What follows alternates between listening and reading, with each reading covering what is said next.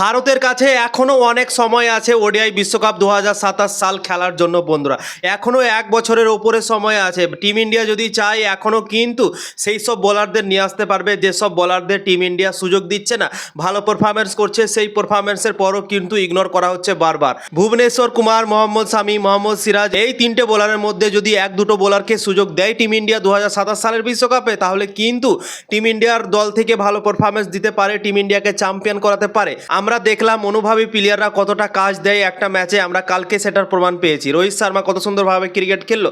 রোহিত শর্মা একটা অনুভবী প্লেয়ার, এবং অনুভবী প্লেয়ার বড় মঞ্চে কিভাবে রান করতে হয়, কিভাবে কি করতে হয়, রোহিত শর্মা সেটা করে দেখালো কালকে। তো বোলিংয়েও বড় মঞ্চে কিভাবে বল করতে হয়, কিভাবে উইকেট নিতে হয়, কিভাবে ম্যাচ জেতাতে হয়, মোহাম্মদ শামি, মোহাম্মদ সিরাজ এরা অনেক অনুভবী প্লেয়ার, ভুবনেশ্বর কুমার আছে। তো এই তিনজনের মধ্যে যদি দুজনকে সুযোগ দেয় টিম ইন্ডিয়া ভারতের দলে স্কোয়াডে, তাহলে কিন্তু এদের অনুভব কাজে দিতে পারে এবং টিম ইন্ডিয়া বড় ম্যাচে বড় পারফরমেন্স করে টিম ইন্ডিয়া ম্যাচ জিততে পারে বন্ধুরা। যদি এইরকম বোলিং অ্যাটাক নিয়ে বিশ্বকাপ খেলতে যায় 2027 সালের, তাহলে ভাই আমার তো মনে হচ্ছে লিগ স্টেজ থেকেই টিম ইন্ডিয়াকে ফিরে আসতে হতে পারে, এরকমও পসিবিলিটি হতে পারে।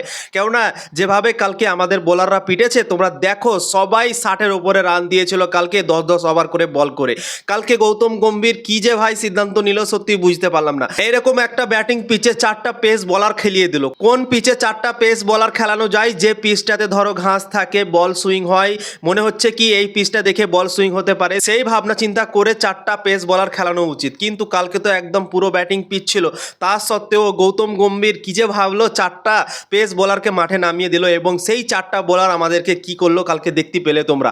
সবাই রান দিয়েছে বন্ধুরা, 77-এর উপরে রান দিয়েছে। 4টা পেস বলার খেলেছে, 4টা পেস বলারই 77-এর উপরে রান দিয়েছে। তোমরা ভাবতে পারো এরকম বলারকে যদি এইভাবে সুযোগ দেয় বিশ্বকাপের আগে, এবং ভাবে কি 2027 সালের বিশ্বকাপে এই বোলারগুলোকে আমরা নিয়ে যাব, তাহলে তো ভাই ভুলে যাও সেমিফাইনালও টিম ইন্ডিয়ার জন্য অনেক দূর হতে পারে। সেমিফাইনালের জন্য হয়তো টিম ইন্ডিয়া কোয়ালিফাই নাও করতে পারে বন্ধুরা। এরকম যদি বোলিং অ্যাটাক নিয়ে আমাদের ভারতীয় দল বিশ্বকাপ খেলতে যায় সাউথ আফ্রিকার মাঠে বন্ধুরা। সাউথ আফ্রিকার মাটিতে বল করা অতটাও সহজ না।